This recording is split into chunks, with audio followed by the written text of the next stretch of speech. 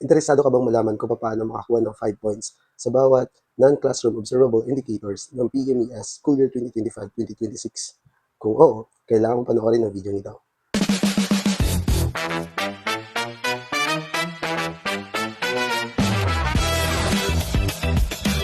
Okay, another non-classroom observation indicator naman na pag-uusapan natin, which is yung PPST 4.4.2 o kilala bilang Participated in Collegial Discussions that use teacher and learner feedback to enrich teaching practice. So, as you can see, sa means of verification, nakalagay dyan na kahit na ano sa mga nailista na means of verification, yung pwede mong maging attachments para sa ENCOI na ito.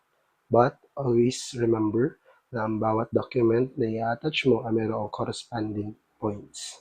So kung ang target mo ay makakuha ng 5 points sa ENCOI na ito, dapat mong bigyan ng atensyon bilang attachment mo yung MOV number 3.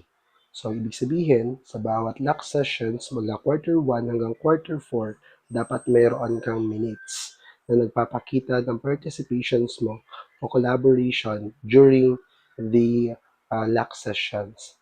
So therefore, kung LAC facilitator ka sa mga LAC sessions, so automatically meron ka ng 5 points na makukuha para sa quality. Pero bakit kailangan mula quarter 1 hanggang quarter 4? Kasi meron tayo ditong timeliness. So sa timeliness, meron siyang corresponding points. Kapag quarter 1 lang yung ilagay mo dyan, pwede kang magkaroon ng 2 points. Kung quarter 1 at 2, meron kang 3 points. Kung quarter 1, 2, and 3, meron kang 4 points. Pero kapag quarter 1 hanggang quarter 4, meron kang 5 points para sa timeliness. So kung nakatulong sa inyo yung video ito, please like and subscribe to my YouTube channel. Maraming salamat. So first, unahin natin yung tungkol sa PPST 5.2.2 o yung tinatawag nating Monitored and Evaluated Learner Progress and Achievement using Learner Attainment Data. As you can see, sa mga nakalista ng mga means of verifications, kailangan lamang ng isa sa kanila yung maging MOV mo para sa ENCOI na ito. Pero, kung ang goal mo ay makakuha ng 5 points, kailangan mong bigyan ng atensyon yung MOV number 4. Kasi kung MOV number 1 lamang yung ilalagay mong attachment, yung class records, makakakuha ka lamang doon ng 2 points. At kung item analysis results naman, makakakuha ka lamang ng 3 points. At kung gumawa ka ng remediation plan out of the result of the item analysis, pwede kang makakuha ng 4 points. Pero kapag na-implement mo yung remediation plan na ginawa mo, dun ka makakakuha ng 5 points. So, ganun lamang kadali makakuha ng 5 points para sa ENCOI na ito. Okay, yung next na non-classroom observable indicators or ENCOI natin pag-uusapan ay yung tungkol sa PPST 5.4.2 o communicated promptly and clearly the learner's needs, progress, and achievement to key stakeholders including parents and guardians. In order for you to have the perfect score, which is 5, kailangan mo ma-meet ang criteria for quality, efficiency, and timeliness. Para makakuha ka ng 5 points sa quality, kinakailangan mayroong agreement sa pagitan mo at ng parent tungkol sa performance ng isang estudyante. Halimbawa, nagkaroon ka ng test or examination, tapos yung isang estudyante mo, mababa yung kanyang nakuhang score, napakababa. So you communicated with the parents, provided na mayroon kayong agreement na ifa-follow up nila o tutulungan nila sa kanilang bahay ang kanilang anak para magkaroon ito ng maayos na performance sa mga susunod na pagsusulit or examination. Okay, pagdating naman sa efficiency, kailangan mong magpasa ng 4 na accepted MOVs na nakalista sa means of verification. Kasi nakadepende yan yung points mo na makukuha. For example, kung nagpasa ka lang ng isang acceptable MOV, so yung possible score mo is 2. Tapos kung nagpasa ka ng dalawa, yung possible score mo is 3. Kung tatlo naman is 4. Pero kapag 4 yung pinasa mo, meron kang 5 points na makukuha for efficiency. Lastly, tungkol naman sa timeliness, so kung ano yung mga pinasa mo, mga MOVs, no, yung 4 na MOVs na pinasa mo, kailangan makita dyan yung quarter 1 hanggang quarter 4. For example, nagpasa ka ng corrected test papers. So, dapat meron siyang quarter 1, meron din quarter 4. Ganun din sa tatlong remaining na mga MOVs na pinasa mo.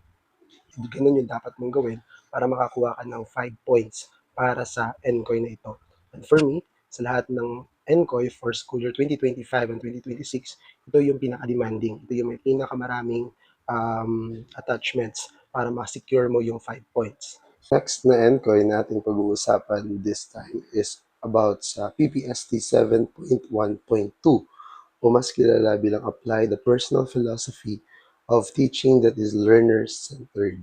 Okay, for me, ito yung NCOY na very achievable o yung pinakamadaling ma-achieve sa lahat ng mga NCOYs. As you can see sa kanyang MOVs, kailangan mo lang dito ng isang lesson plan o yung lesson plan na ginamit mo for COT at annotation na nagpapakita na ang pagtuturong ginawa mo during the COT ay theory-based. Kapag ganoon yung paraan ng pag-annotate mo, meron kang theory na ginamit, then automatically, magkakaroon ka ng 5 points para sa NCOY na ito.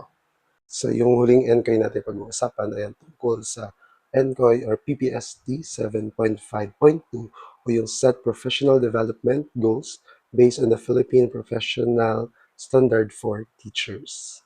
So, in order for you na para makakuha ng outstanding na rating para sa NCOY na ito, you need to meet the criteria for quality, efficiency, and timeliness. Para makakuha ka ng 5 points para sa quality, kailangan mo lang dito ng updated professional development plan.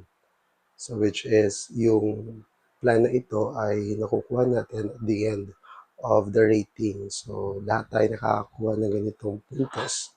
Then pagdating sa efficiency naman, kailangan mo na maipasa yung 4 na MOVs na nakalista sa means of verification. MOVs na tinutukoy ko, una, kailangan mo na magkaroon ng certification from the ICT coordinator. Pangalawa, yung PCRF-DP mo o yung development plan. Then yung pangatlo, yung mid-year review form. At yung panghuli ay yung updated IPCRF development plan mo. So, kailangan mo maipasa lahat ng yun para makakuha ka ng 4 points for efficacy. Pagdating sa timeliness, lahat ng MOVs na ito, kailangan mo maipasa within sa allotted time o sa phase na tinatawag natin. So, I guess lahat naman tayo ay sumusunod sa phasing ng pagpasa ng IPCRF. So therefore, lahat tayo nakakakuha ng 5 points pagdating sa timeliness. So kung nakatulong sa inyo yung video ito, please like and subscribe to my YouTube channel. Maraming salamat!